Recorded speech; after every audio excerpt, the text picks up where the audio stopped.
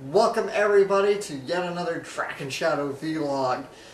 On today's... Is that who we are? Of course. We've been grinding in Phantasy Star 2 for so long. We don't know who we are anymore. Yes, that is indeed who we are, and you also probably know our individual channels. Yes. And today's episode is very exciting. Today's a treat for both of us, I think. Yes.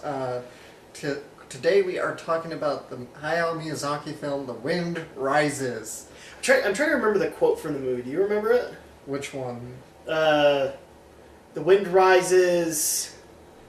There's quite a few memorable quotes in that movie. There's like, "We must live," and then there's, just wanted to make... It's like, "The wind rises, we must live," or something like that. Yeah, "The wind rises, we must live." We must live. Which is the tagline of the film. Or, no, we must learn to live. Or something like that. Right. And that's the tagline of the film, too, actually. Yep. And so, first of all, spoilers, guys. I know that we attach this to every one of them, but... I mean, seriously, we don't want to get that one comment of going, "Dude, spoiler alert!" We are going to talk in depth about the film because I think that's the best way to give this film justice. yes, it's really not much good to sum it all up real quickly, but... We might do that at one point, but I think at some point for us, these will still exist. Yes. Because it is fun to just talk about the elements of the film and not have to worry about spoilers. So if you guys have not seen it, pause this video. I'm very serious about this, guys. Pause this video right now. Go to your theater. Pay the $8 or $10 or whatever you're paying. It is worth it. Go see it if you are a Ghibli fan, a Miyazaki fan. I think I may have given away my score already. Review's over. We just said go see it. Okay, so there you go. Yeah, no, here's the reason that it's good. All right, it has 100% less Samuel L. Jackson with a dead animal on his head. That's already a plus. They've won. This is not. And yeah, that was like our last vlog was RoboCop. This is going to feel like really ultra opposite. So this is a total opposite. So yes, okay, on to business. This is Studio Ghibli's Hayao Miyazaki's The Wind Rises. Shall we go over the story? Yes. Okay. And, well, let me first get into the fact that this is supposed to be Miyazaki's last feature film, and this could be, this could not be. He's kind of fickle when it comes to his retirement. We've joked about it. I mean, we have of course heard that his eyesight is probably not what it is. He is older, of course, and he may indeed be retiring from making feature films. He may come back and do another feature in the future. He might just stick to writing feature films. Or if anything, he'll stay behind behind the scenes at Ghibli while his son learns the ropes. Well, some of the other animators are now coming up and starting to become directors. Yep. So now, on to the story of The Wind Rises. So The Wind Rises is a biographical film. It is based off of not one but two different people from the early 1920s in Japan. They're aircraft designers. Fitting, it's a Miyazaki film. He loves flying. And I don't think one of them we ever got a last name for him. No, I don't know. One of them is Jiro Horikoshi. Mm-hmm. And then the other one is Honzo? Honzo, yeah. That might be his last name, Honzo, because that would be... It could be, yeah. That would be typically how they'd address each other, by their last name. Yeah, because, I think the only legitimate first name, last name we only get with a few characters, and all of them are kind of the main designers, except for Honzo.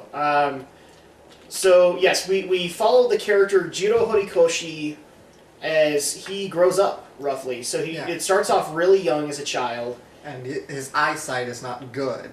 He wears glasses. But he has a designer to be at the beginning of the movie, he has a desire to be a pilot. Yes, but obviously because his eyes aren't good, he can't fly.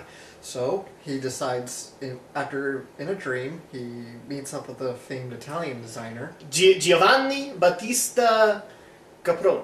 I think that's how his name is actually said. Yeah. But this is actually another historic designer for Italy. So, they have a dream. I'm sorry, I'm interrupting. It's okay.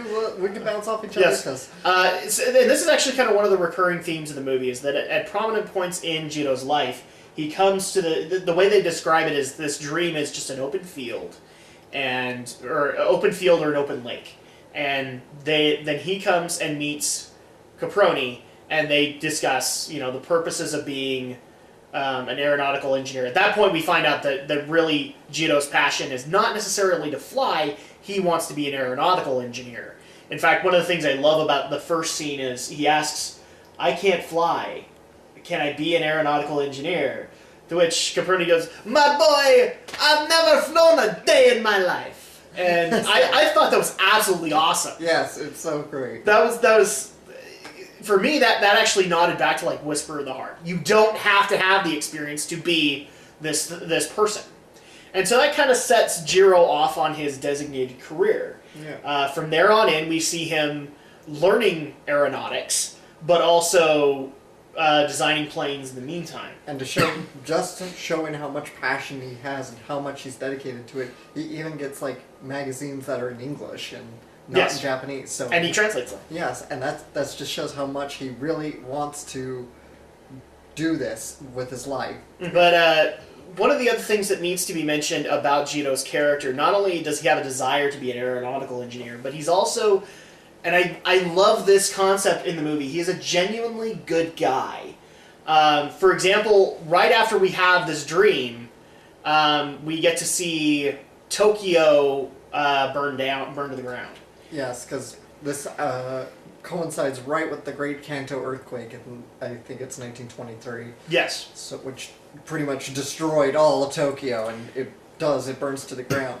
And in the process, he rescues, because he was riding on a train, and of course the train gets derailed because of the earthquake, and he rescues a young woman. Yeah, he rescues a young... Well, first of all, he meets them on the train. He meets them on the train, and he actually finds out this little girl can actually speak French, which intrigues him. Yes, and that's actually where we're first introduced to the quote of the movie. The wind rises, we have to learn to live, or whatever it is. And yes, he rescues the same little girl and her older sister, and then gets them back to their family, and basically basically plays the silent hero. You know, he knows when to step away. Yeah. So then we cut to him in high school. College. High school or college? College. Advanced university. Yeah. Really. So at that point, he's obviously very busy, and that's when we introduced to his friend Honjo, or is it Honjo or Honzo? It might have been Honzo, but it could be Honsho. I don't know. I can't remember. It's not that he's not a good character, guys. It's just that your focus is on Jiro, and Jiro is a lovable character. So at that point, we have this lovable moment where he's working hard, and he gets his... I guess he gave the older sister his shirt and his one of his rulers since she broke her ankle. He gets them returned, and she kind of walks off into the distance. And at that point, we cut to him actually out of college. He is now looking for a job, and I don't even remember if the company's name was ever said. We just always heard the company. Yeah, just the company. To which we get to meet, in my opinion, one of the best characters of it, which is it was Mr. Kurokawa. Kurokawa, yeah. Kurokawa, who is played by and I just barely looked this up. He's Martin Short. Martin Short. Oh, and it's not even a distracting role at all. This is something that really kind of makes me nervous about when Disney starts dubbing Ghibli films, is they always go out and get these big... If anything, Kurokawa compliments Jiro. Yes, very much so. And yes, on the character here, because I'm sorry, I was going on a tangent. We'll get to that later. And Jiro is this really funny character, you're right. He is intentionally funny. Or Kurokawa, you mean. Kurokawa, yeah. He's this short little guy, and with the Mandark haircut. Yeah, the salad bowl haircut, and of course it's such a Ghibli trait that hair is so animated. Well, okay, let's get into this, because I actually do want to get to it. Most of the time, it is a Ghibli trait that if hair comes to life, it is with a lead female protagonist, because there's a lot more hair there. For this one, it was Kurokawa, because like literally when he walked, he was like, I made the joke on radio like yesterday where it's like every time he walks, it's flap, flap, flap, flap, flap, flap, flap, flap. And it was awesome. But Kurokawa is actually a very cool character because he basically is the way that a viewer can see Jiro's passion. Because he has the same passion for aeronautical engineering, to the point where near the end of the movie, we'll get to this when we get there, but he is literally inspired by Jiro. Where Jiro started being inspired by him, he is then later inspired by Jiro in his designs. So, and Kurokawa plays such a huge role, and he is so lovable every time he comes in, because, when it comes to aeronautics, he thinks Jiro's like the greatest thing since sliced bread, But he's such a hard ass at the same time. Yeah, he doesn't ever admit it. Well, he doesn't admit it till later, and then he silently admits it. But then, when it comes to real life issues, this is where you kind of see that Jiro suffers, because he's been stuck in books for years, and Kurokawa just, that's at the point where he's like, "You're a hopeless knucklehead," and it's all so lighthearted and all so loving. Yes. Whereas, like, when Honzo or Honjo gets into it, he's kind of cynical about it. I always loved it when Kurokawa was part of it, because then you knew that, it's a lovable concept. Yeah. It's a lovable bad trait of Jiro's. So anyway, we digress. So at that point he gets hired, and he gets immediately introduced to the main, the owner of the aeronautics company, and they start working on planes together. And first of all, they start by working on a contracted plane for the Japanese government that is designed by Kurokawa. And so that fails, ultimately because their supplies are really bad. They're still using wood in the design. They have a very inferior engine design. And this is actually where I actually love the scene with Kurokawa and his plane crashing. Yeah, his plane does crash. It shows you the inspiration that aeronautical engineers have, which has been hammered into us by this point, that even though there are wars going on, they just want to build planes. And so I love that silent moment when his plane has fallen apart. It is literally just raining cats and dogs. And Kurokawa is just standing there, sad, looking at all the parts. Yeah. And it's such a defining moment to have Jiro come up and try and cheer him up and try and get him to move on. And then I actually do like the fact he's like, "Mr. Kurokawa, we will work on, I can't remember what it was called, the Falcon 2. The Falcon 2. We'll work on the Falcon. We'll fix this in the Falcon 2. And that's kind of what snaps Kurokawa out of it. And at that point also he admits that there won't be a Falcon 2 because they have basically earned a contract to go to Germany and learn their plane design. And Kurokawa has specifically recommended Jiro to go. So at that point we cut to Germany. Nazi Germany. Yeah. And it's wholly emphasized. This is Nazi Germany. And they're not, they get to go to the hangar bay. They don't really get to see the planes. It's very, very tightly secured. They've even been okayed by a famous engineer in Germany. I can't remember his first name, but is either Junkers or Junkers. And they even meet him in the hangar, and he gives them permission where the German government is not giving them permission to look at the planes. He comes in and gives them absolute permission to come in and look at the plane design. So that, again, that's supposed to be showing the connection that aeronautical engineers have. It's not that they want to build planes for war, it's that they just want to build planes. And by now we've also had a second dream sequence where Caproni basically reveals his passion. Is that when the war's over and he doesn't have to build warplanes anymore, he's going to build like the biggest plane you could ever imagine. For passengers, yeah. For passengers. If anything, he's kind of like... did you ever see the film The Aviator? Yes, The guy who made the Spruce Moose? Yes. That's what Caproni kind of reminds me of. He's the Italian version of that. He wants to make this grand Titanic of a carrier kind of thing. And so it's inspiring to see... And at that point, we get to see that the government isn't really willing to hand over their metal designs for planes, and so Japan's still kind of stuck in their rut because they don't know how to implement anything aside from what they have. Then at that point, both Honjo and Jiro went. Honjo stays in Germany to learn the design, but Jiro comes back. And I believe at that point is when he actually gets put in charge of his first plane, where he wants to design a plane, and unfortunately after all that design, it fails. because again they have the problems of they're still using wood and having major design flaws, even though Jiro is working his butt off to fix all of these design flaws.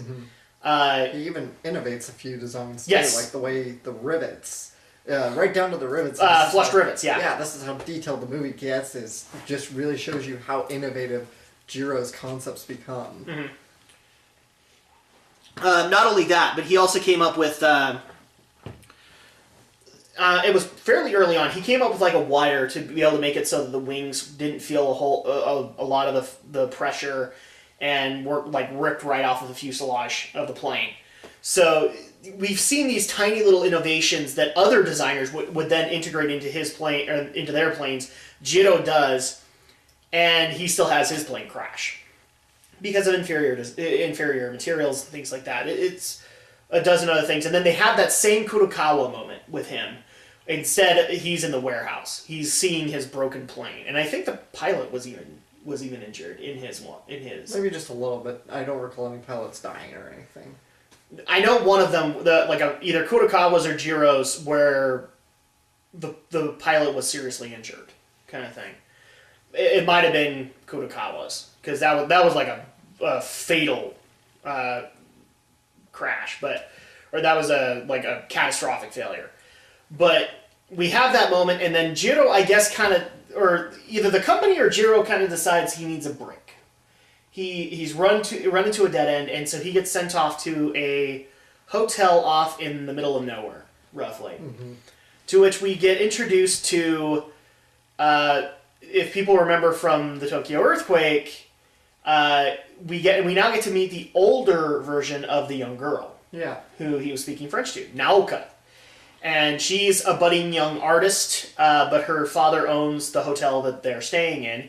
And I actually do like, and I do want to introduce the inn, and I actually just realized the innkeeper was Hatare. And he is played by Mandy Patinkin, and it's very cute. Very, very cute Mandy Patinkin character to play. He gets to check in, and he gets to know Naoka, and Naoka and him kind of have this moment where she is very happy to have been able to actually see him and say thank you for rescuing them. But at the same time, he's kind of intrigued by her and the fact that she is an artist and she does really good paintings. And it's just around this time that he's had yet another dream sequence where Caproni kind of points out... By the way, Caproni's played by Stanley Tucci. Really great. Really great, very bombastic. Yes. But this is the point where he's like, aeronautical engineers aren't just engineers, they're artists. And so he starts studying Naoka and seeing how an artist works. And spends, it looks like a good passage of time at that hotel. And getting to know Naoka, as well as a German engineer who has moved, not the Yonkers guy, a guy who worked under him, who met them in Germany, and then moved to Japan. And he's kind of telling basically what happened to Yonkers since it's Nazi Germany, and Yonkers doesn't agree with them. He's not going to be lasting very long. So we get to have these really great slice of life moments with Naoka's father, as well as Jiro, to which at that point they then admit that Jiro and Naoka are in love. And then we actually get given yet another bombshell because we find out that Naoka's family has had a really bad chain of getting tuberculosis. Yeah. And not surviving. And Naoko has it too. So at that point, a resolution is being made that, before they get married, Naoka wants to cure herself, or be cured. So she goes up to a sanatorium, to get cured, while Jiro goes back to the city to start working on plane designs again. And at that point, he gets handed the reins to yet another project, and while he's working on it, we then have this moment where Naoka just kind of decides she can't live without him anymore. She's not really seeing a whole lot of improvement in the sanitarium, and so she literally just takes a train and comes to him in Tokyo. At least I'm assuming they're in Tokyo. I think it's Nagoya, actually. Oh, yeah, that's right, Nagoya. So she comes to him, and then they finally decide they... Oh, and on top of this, because Jiro met the German engineer, he is now public enemy number 1 by the Japanese government. Yeah. So Kurokawa is hiding him in his house. Yeah. Oh, that's so awesome. I love that whole concept. But Naoka comes to visit him, and they've been able to have only very limited communication because of the government. She comes to visit him, and they just decide they can't live without each other anymore and get married. Yep. To which, at that point, they literally ask the Kurokawas to marry them. Yeah. It's one of the best scenes in the movie, guys. And the wedding ceremony, and she comes out in this really beautiful kimono, and it's such a almost surreal moment, and it's very Miyazaki indicative, even though it's not really fantasy sequence, but it just is so lovely. And everybody is 2 character. I mean, Jiro is very humble and very awestruck by Naoka. Naoka is very innocent and very sweet. Kurokawa's wife, we haven't really met up to this point, but she's kind of the typical wife of the sub-character, where she's very inspiring with the girls, and then she, tends to talk down to the guys. Kurokawa, however, is Kurokawa. Yeah. I mean, I love the whole thing of they do the whole wedding, and she's like, this maiden would like to meet with this man, and he's like... ceremonial, yes. Very ceremonial, and he just goes, this man is a hopeless knucklehead, and I don't think that the maiden would want to meet with him. It's like, okay, we're going with it anyway. So we gotta talk about this, the fact that there's Triforces. Oh, okay. So this is a fun story for us. We went to the theater, we were the only ones in there. Okay? Middle of the day. So, middle of the day, and we weren't subtle about it at all. We were pretty loud in the theater. So at that point, yeah, we had like a bunch of like lanterns and robes and things like that had, since I'm a Zelda fan, the Triforce design. Okay, I don't know if that's part of Japanese culture or anything like that, but the fact that it came up so often, like I actually saw it in the lantern and went, Triforce! And you kind of giggled at it, and then we saw another one, and I went, Triforce! And then you joined in, like the third one, Triforce! Triforce! And we were just having the funnest time with that in the wedding scene, because there were so many Triforces all over the place. Seriously, it was a Zelda game in and of itself. Yeah, do explain that. Post in the comments, explain to us if the Triforce is some sort of Japanese... I know that, like, things like the swastika and the Triforce do have religious significance, because the Triforce was actually used by Black Sabbath, I think, because it does have like an ancient significance. It's just that Miyamoto made it what it is in Zelda. So we have the wedding, and here's kind of how things work from there on in, because we're actually winding down to the end of the movie, where Jiro is still working on his design, but Naoka wants to be at his side. She literally doesn't think she has that long. So at that point, they literally have a lot of really tender moments where, unfortunately, Jiro has to work during the night to get the designs done. So he literally inches his table right next to the bed, and he like holds her hand and while he's working, and I actually like that one point, because cigarettes are like prevalent everywhere, and it just so happens like, so can I borrow my hand to get a cigarette? No, you can't have those. I actually like the fact she did that, and then all of a sudden, like 2 minutes later, puff of smoke. It's like, he did it one-handed. Okay, come on. To her credit, she lets him smoke, even though he's like, it's not good. It's not good for her. It's not good for you. She's like, I don't care. It's what you want to do. But for me, especially since I'm married, it was a very heartwarming moment to like sit there and literally watch him. When I know, being some of my family are engineers, you need both hands to be able to do that design process, and he was doing it all one-handed. Yeah. And it was very heartwarming to see. And he feels like it really helped him, too. Just by holding her hand. And by holding her hand, by having her there, that he was able to complete his design. It is a really sweet moment. Yes. And so, finally, Jiro completes the design. And they have this really touching moment where he unfortunately has to say to Naoka that he has to leave for a few days to test the plane. And he's just dead tired, and where he would love to have, this romantic moment with Naoka, he doesn't have the energy, and Naoka loves him dearly, and it was really, like, all the Naoka moments were so touching, so sweet. I'm actually trying to convince my wife to go and see it. because it is such a touching moment. Those are such great moments for any marriage to have. But while he's off going and getting this test, or the flight test done, what he doesn't know is that Naoka has decided she is going to go back to the sanitarium. She wants to get cured, but it's presumably to die. So she writes final letters to everybody saying thank you, and we don't really get a hint as to whether or not she wrote something to Jiro, but it's kind of presumed that she did. To which the movie goes to his flight test. It was successful, and it's actually the prototype of the Japanese Zero that got used in World War II.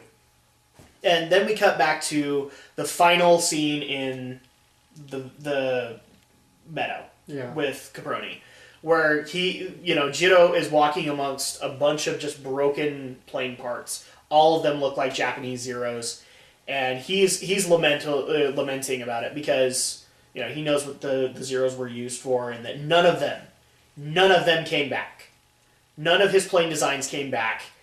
And so he explains that to Caproni, and Caproni says, but here's the thing, you still designed really great planes. And they even have, I think they even have, like, the prototype flyby in that moment, in that meadow scene, and Caproni just says, that is a really beautiful plane. And they have their kind of final handshake to each other, and then we even have this really soft and tender moment. It literally brought a tear to my eye, where Caproni mentions that there's somebody waiting for him. And Naoka comes out of nowhere, and she's perfectly healthy, and they have this really tender moment, and then she leaves, and then we have Caproni and Jiro walk off into the sunset. And that kind of ends the movie. So, yeah, we went pretty lengthy into the story here, but yes, it is a Ghibli animated version of a biography of Jiro Horikoshi, and it's a splendid work. Now that we've done that, let's go ahead and go into the positives of the film. I've talked forever here. Yes. I've probably interrupted Alex way too much. It's okay. Alex, what did you think of it? This was a really amazing movie, I gotta say. I was looking forward to it, and then it was such a great payoff, and what a high note for Miyazaki to go out on. Yeah. Biographical films are really interesting, and they're not that common. Especially since it was an animated biography. Yes, animated biographies, those are practically non-existent. There are a few in anime, there's like the early Ghibli work. I can't even think of one. Grave of the Fireflies. That's sort of a biographical work. There's an animated version. Well, yeah, you can have historic moments, but this is based around the entire life of one person. Yes, and there's a Diary of Anne Frank anime out there. There is, which Miyazaki did actually work on. I think he was an animator on it. It's like he's been everywhere. Well, yeah, he's been around a long time. So. The only biographical concept that I can think of, and it's not, was Whisper of the Heart, where it would try to tell the story of this girl, but I don't think it was accurate at all. So, like, it wasn't an actual person. It was a take on a biographical. Well, that's the same with Grave of the Fireflies, which is based off of a book which was written by a man who actually did kind of experience that. Yes. It's sort of like the same deal. The book was essentially more fictitious than his actual story. But yeah, these are the only ones I can think of. Biographical films are pretty uncommon in animation, period. And this was a very interesting one to do. In fact, I remember a couple of years ago when the movie got announced by Toshio Suzuki. I don't know if it was just a bad translation or if he was just intentionally being vague, but he said the next Miyazaki work is his own, which kind of implied that maybe Miyazaki was like doing his own autobiography. And I thought I thought it was a little strange if he was indeed doing his autobiography, but I'm like, well, that would have been interesting, wouldn't it? Well, people can write their own autobiographical books. Why can't they make their own movies? Write about an animator in an animation. That would have been an interesting concept. And that's what I want to see Ghibli do eventually, is do a have Goro do his father's biography. Yeah, or someone anyone. I don't care. I want to see that, but that's another matter. Anyway, so then I found out that this movie essentially was a true story. It's a biographical film, and what an interesting film to do, especially for Miyazaki, a man who loves flight, who loves nature. Planes, you have to say, is like a bigger theme, one of the biggest themes in Ghibli movies. Yes, hence the studio is named after an Italian term for a desert wind. I mean, planes are the big. I have this argument a lot of the time because I'm doing the Ghibli canon. What is a bigger theme of Ghibli movies, nature or Flight. Nature, outlandishness, or flight? Flight is in everything. Pretty much in every film, even if it, right? Even if it's not motioned flight, hovering, flight is there. Yeah, he's always featuring some kind of flying sequence in his movies. Even in Ponyo, I feel like Ponyo's writing that tidal wave. Or tsunami, I guess is more accurate, but I feel like that's a flying scene. It's done more like a flying scene than like a surf. And even if there isn't a plane, they will do like the physics of flying. A perfect example of this is, in my opinion, is Kiki's delivery service, where even though there were zeppelins and things like that in there, but I don't think they actually had a biplane. But instead, the broom had flight physics. Yeah, the kind of thing.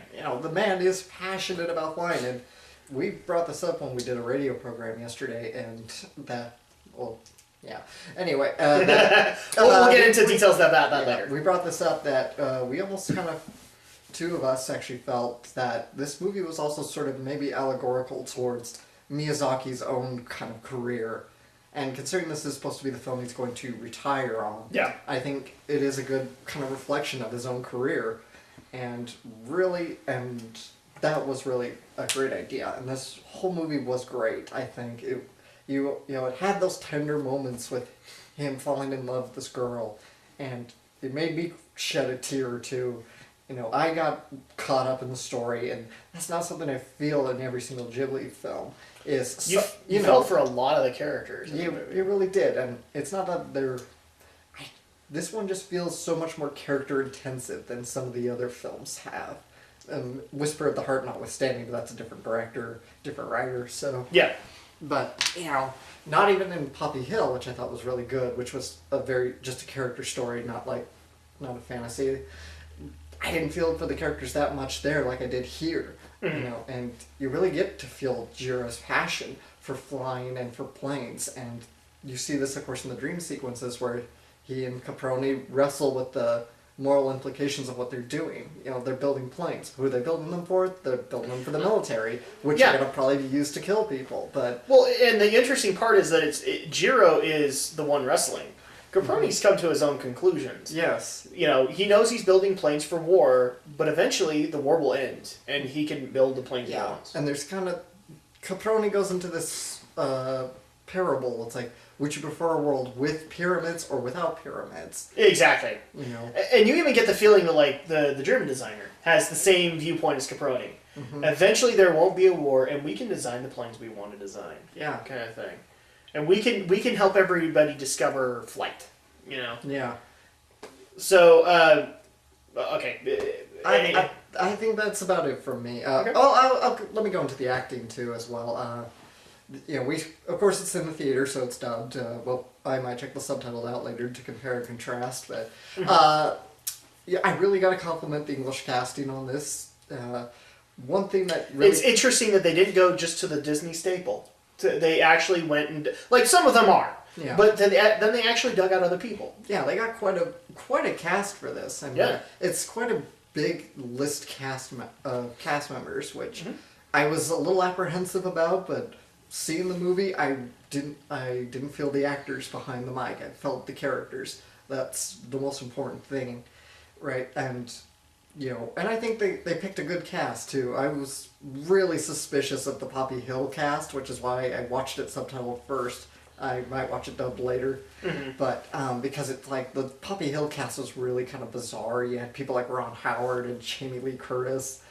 And I'm like, these really weird casting decisions. But this I felt was, even though it has some weird casting decisions, everyone plays their role so incredibly well. Even Martin Short. Martin freaking Short! For those of you who thought... He's awesome in this movie. Yes. For those of you who thought his career had ended after Santa Claus 3 The Quickening, you were sadly mistaken. But no, he's actually really good at this. He's really good as Kurokawa. I did not even recognize him as No, we didn't. We were shocked. Yeah. I kind of picked up who William H. Macy was playing. That's because I recognized the voice very well. But but still, I didn't feel William H. Macy. I felt the father of this girl who's about to give his daughter away to this man, and Joseph Gordon-Levitt as Jiro. I don't. I get a feeling some people are going to probably say he played it kind of monotone, but I think that was good. Actually, I think he kind of played it more restrained, right? Jiro strikes me as a very, very polite, very mild mannered. He's a genuinely good guy. Yeah. So there's never any apprehension about him, but he's very soft spoken. You know, I heard Hideki Anno's performance was very monotone. Maybe it's kind of the same way Levitt played it. It's kind of like when we were making the joke on radio. You remember that one point where the biplane became an Ava? That's for another one, too. And Asuka came out of nowhere and started ranting about things, and then Rei came out and just decided she was going to strut everywhere she went. So, yeah. You can make the joke! Guys, Studio Kara actually helped with this movie, and Hideki Anno played Jiro, so... What? Are you telling me I can't make the Ava joke? It's Drak and Shadow. Everything comes to Ava. Good cast overall. Yes. Good cast. Oh, and beautifully animated. Really beautifully animated, as always, Ghibli. Yeah, that's what I have to say. What about you? I have nothing but well, I mean, I have a few nitpicks here and there, but I have a lot of praise for this movie. Once again, I applaud the voice cast completely. Martin Short, who like in the last few years has become such a death knell for any movie that he is a part of, nails it. He blows it out of the freaking park because Kotokawa is one of the best characters in the movie. I love Joseph Gordon-Levitt as Jiro. I think he played it perfectly, where he needed to be a genuinely good guy, but very soft-spoken. He lets his planes kind of speak for him. And special mention for me goes to Stanley Tucci, who played Caproni, and Mandy Patinkin for the girl's father. I also want to put a special mention to the girl who played Naoka, because that girl, the way that she played that just oozed innocence, and it really helped to explain that character to me. Because if you look at things in the long run, both Jiro and Naoka were both artists in some form, and that's where their mutual understanding came from. It's just that they designed different things. It really is kind of... I mean, I'm not trying to downplay the main cast. I don't think that they're bad at all, but the side cast, or the supporting cast, is so awesome. I loved every dream sequence moment with Caproni. Yeah, those are great. I looked forward to every one of them for him to say something, including in fact, one of my most favorite parts with him was where they're in the dream world and he's designed this just amazingly huge plane. And it's supposed to be a bomber for the Italian government. But before he lets them have it, he takes out his entire development team for a flight in it. And it just so happens to be like everybody in this enclosed village that helped him design this plane. So everybody's in there. You see like legs poking out of holes, and it's the greatest thing. And then you have this silent and reserved Caproni, and he is having the good talk with Jiro, even though at this point Jiro is very conflicted. So I love Stanley Tucci. I loved Mandy Patinkin when he played, while he was playing Naoka's father. I thought he did a really great job as being, in a way, the generic father, but also the very inspiring person. And again, hands down, they picked the perfect people to play both Jiro and Naoka. So hands off to the dub cast, especially since this could have easily been one of those moments where Disney could have handed it off to their staple actors, and to some extent they did. I mean, Martin Short is considered one of the staple actors, but then they decided, oh no, we want to go outside the box because this is a big deal. This could be Miyazaki's final feature. The animation was amazing throughout the whole thing, especially in the fact that I really do think that since it might be true, this might be Miyazaki's final feature, because he really just let his wings fly. He let himself do everything he'd wanted to do. And where a lot of people, and I've had this argument where a lot of people will go, well, his greatest moments are his nature movies like Mononoke and Nausicaa. I would dare argue that this is probably the magnum opus. This is the movie he's wanted to do, whether he admits it or not. Because every one of his movies has a plane.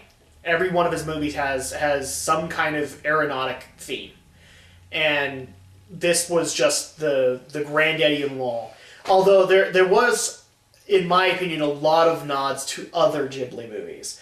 I always loved they always had this moment where Jiro would walk past this one spotlight, and there'd be little kids there. Mm-hmm. And I always looked at that and went, oh, I wonder if Totoro's going to poke out any moment. I really kind of wondered at some point. In fact, there was a bus that reminded me of Totoro. Yeah, it reminded me of Totoro. And somebody actually was telling me, if you look really close, like one of the robes or one of the kimonos of the girls has maybe a little Totoro icon on it. Cute. Kind of thing. And that would be awesome. I want to see that. So you have that little nod, and then there was a little cat that walks by eventually. It looked like the cat from Kiki's. It really just kind of looks like a blending of all the stuff that worked for him over the years and comes together in this absolutely tug at your heartstrings story.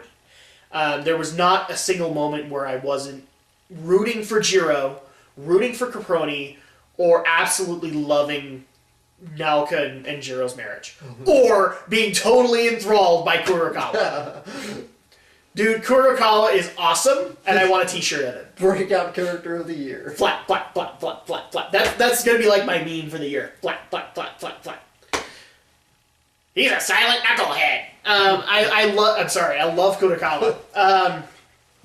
So yes, I have a lot of good things to say about this, but we do have to play the review game here. So, are there any things negative that you can come up with, Alex, that you got from this? Maybe just the beginning sequences are a little choppy, a little kind of rushed. The way we keep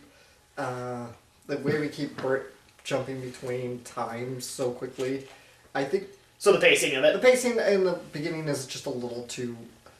It's kind of weird. The pacing is a little erratic because the pacing in the first part of the movie is pretty fast, and I get it. We don't need to spend like 30 years with him as a child, but we just jump so quickly between him as a child to him as an adult. I think we could have used a little bit more of a segue, or at least just maybe give us a caption.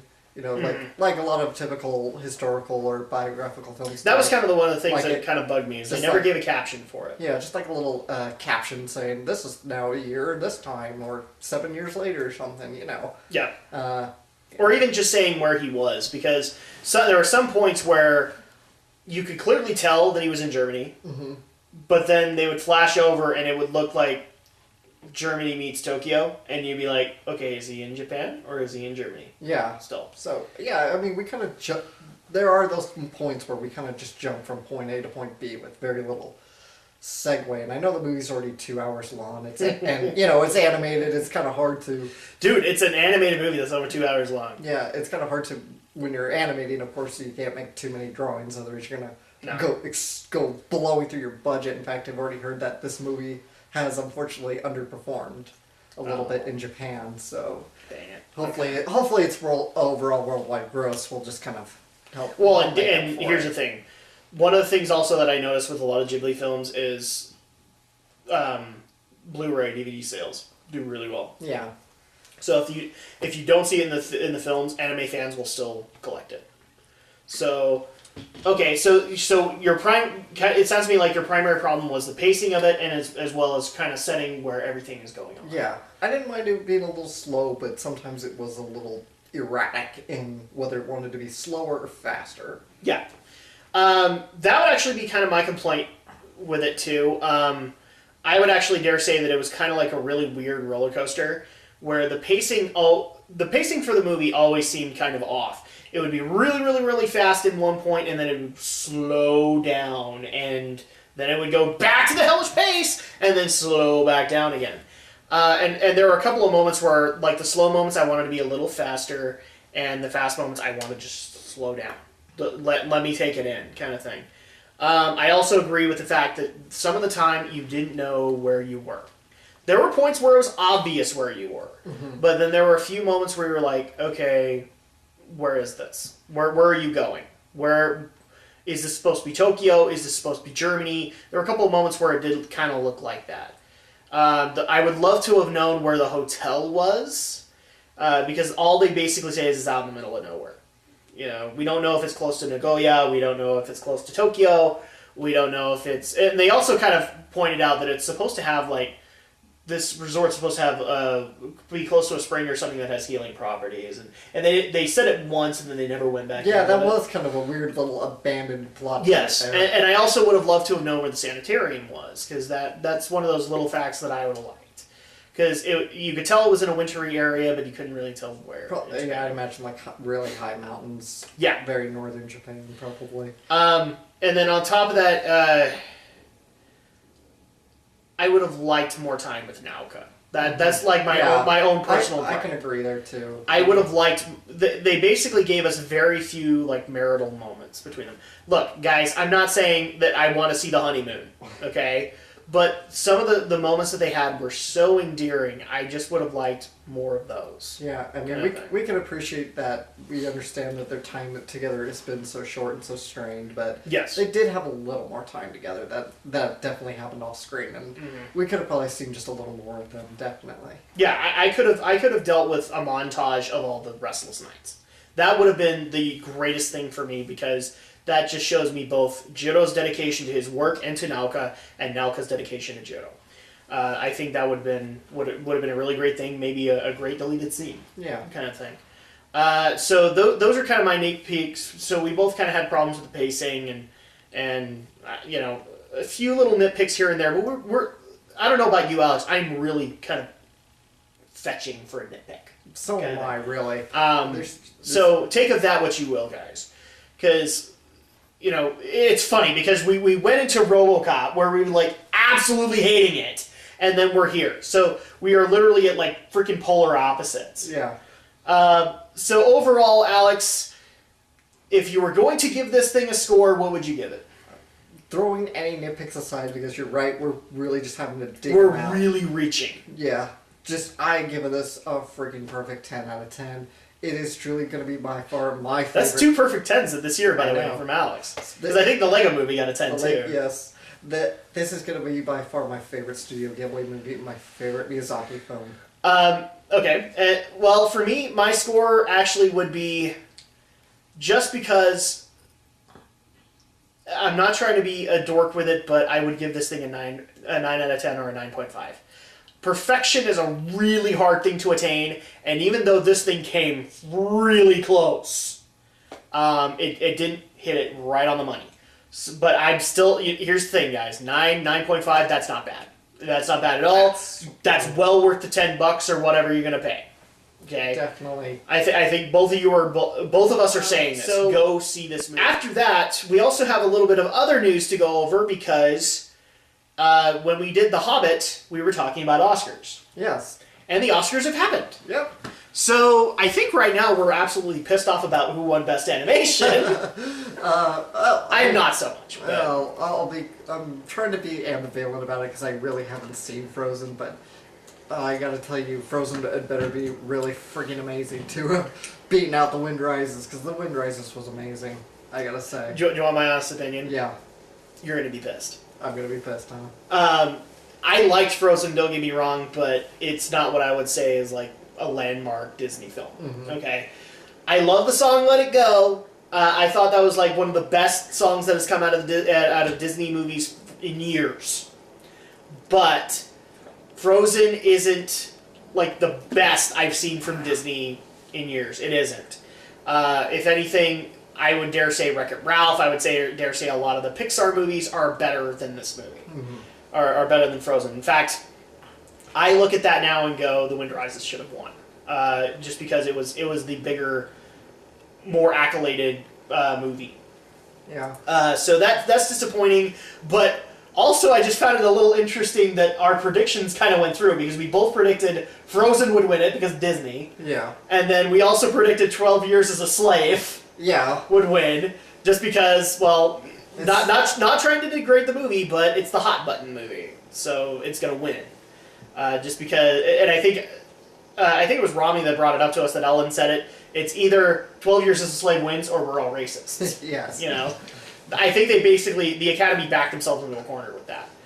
Yeah, I don't think they want another sort of what happened after Brokeback Mountain, where No. everybody jumped on them about that. So Exactly.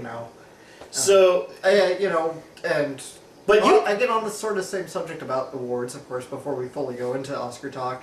The Wind Rises, it did win an Annie Award for its screenplay. It did, and we reported that. Which is impressive, considering one, the Annie's is an American award, two, the Annie's is... Oh, no, we reported the Japanese one. Yeah. The Japanese Japanese Oscar one. that it got. Yeah, it won the Japanese... Yes, and it did win the Japanese Academy Award for Best Animated Feature.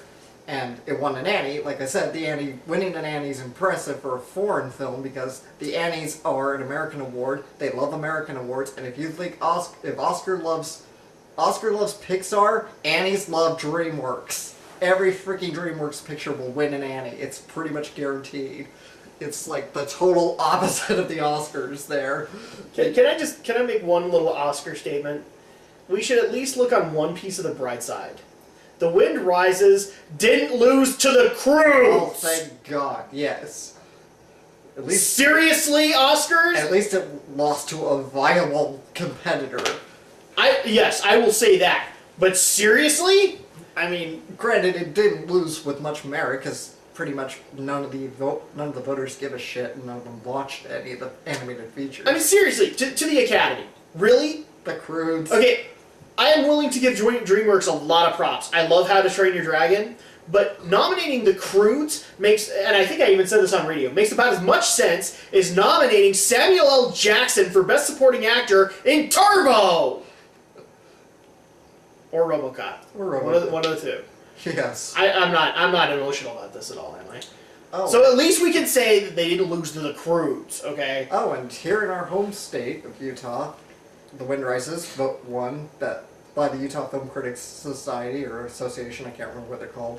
The Utah Film Critics voted that it was best runner-up for best animation. Yes. Lost to Frozen again, but Frozen again, but runner-up still. I'll take it. By our Utah Film Critics here, and along with Poppy Hill. So. And I have been seeing a lot of great reviews for The Wind Rises. In fact, one I would like to point out, because we keep on saying that we did radio. One of our panelists was Stephen Romney. He is on YouTube either as Studio Phantasma or Studio Ghost. I looked at Studio Ghost. And he has done a Wind Rises review, and I would recommend it wholeheartedly because we had a lot of great moments. We felt bad for Aldo because Aldo Gomez was there as well, and he's part of Anime Overdub. Anime Overdub on YouTube. And he hadn't seen it, so he just kind of had to sit there and listen to us ogle. And it was like, you could tell Aldo was like, I want to see this movie now. Even he admitted to me later, he's like, dang it, you guys convinced me, I'm going to pay the $10. So, overall, that's all well and good, but I do want to kind of point this out because you got more than a prediction out of the Oscars. You wanted to see Gravity at least walk away with something, and they walked away. Shit. They swept. I couldn't say. Merry Christmas, Alex. Oh, wow. Gravity swept, and yes, Gravity's an amazing movie, even though there's now... I need to go see it now. We're getting into a lot of hype backlash now against it. There's so many... That's always happens with a big movie, but... Seriously, we need to be anime characters. I could not believe how much Gravity took away, Best film editing, best music, Alfonso Cuarón, who also co-edited the film. Best score, Stephen Price. Wasn't Sandra Bullock nominated? Yeah, she won. She lost to I can't remember who she lost. She lost to whoever was in 12 Years a Slave. Okay. Pretty much, I think all the acting ones went to 12 Years a Slave. But yeah. No, because the best actor was Matthew McConaughey, wasn't it, for Dallas? Oh yeah, whatever. Dallas Buyers Club. Yeah.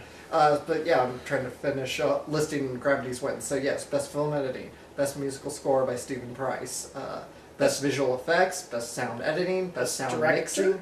mixing, best director, and one more. I'm missing one more because it won 7. I counted. You said visual effects. Visual effects, sound editing. Okay, I'm gonna. Dang it! Best film editing. Best cinematography? Yes, cinematography. There you go. That's 7.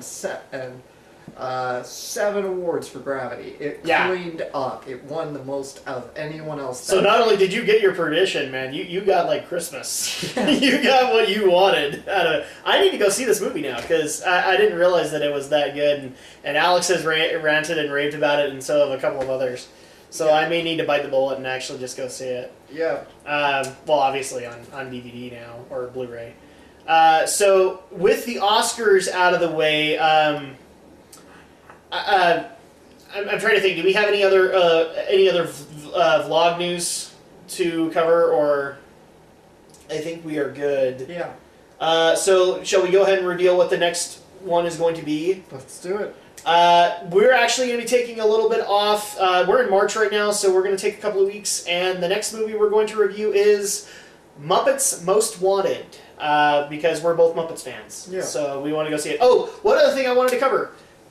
So, Alex, we're to a point where we reviewed at least a few films in 2014. What would you consider to be the best thing that we've reviewed thus far? Thus far, definitely The Wind Rises. Definitely The Wind Rises. I'm actually, that was one of those things too, because you gave the Lego Movie a perfect Yeah, score and as the Lego well. Movie's great. I love the Lego Movie, but so far The Wind Rises is truly the best. Yes. And so maybe like later on in the year we'll actually like create a top 3 and then just go from there. But because at this point, unfortunately, as much as we would like to count The Hobbit, we can't. It was 2013. So at this point we have Jack Ryan, we have the Lego Movie, and then we have RoboCop. Yeah, he's done RoboCop. I gotta watch his. Romney has done RoboCop. I gotta watch. Yes. In fact, him and me kind of had opposing viewpoints, and I really wish the Globe newspaper had gone with both of them because I had not. He had good things to say. I had horrible things to say. But my best film right now, would also be The Wind Rises, just because it is absolutely inspirational. Definitely. It hit all the same notes that say Whisper of the Heart and My Neighbor Totoro hit with me. And you brought up The Aviator earlier. It does kind of remind me a bit of that film, which I haven't seen it. You haven't seen The Aviator, which is ironic because you brought it up. No, Leonardo DiCaprio's in it. Oh, come on. The Aviator's a great movie. If any time Martin Scorsese should have won an Oscar, he should have won for The Aviator. Mm-hmm. In the meantime, though, this has been our review of The Wind Rises by Hayao Miyazaki. And Hayao, thank you for the memories. Yes. Oh, one more fun fact is he almost wanted to make Ponyo 2 before he made this movie. I don't know if I want to see Liam Neeson do that again. We'll get to that when I actually get the Ponyo review. So thank you also to Toshio Suzuki to convince Miyazaki to do The Wind Rises, even though I like Ponyo. I'm not sure I want to see Ponyo 2. Yeah, exactly. I don't think I ever want to see a sequel of anything of Ghibli.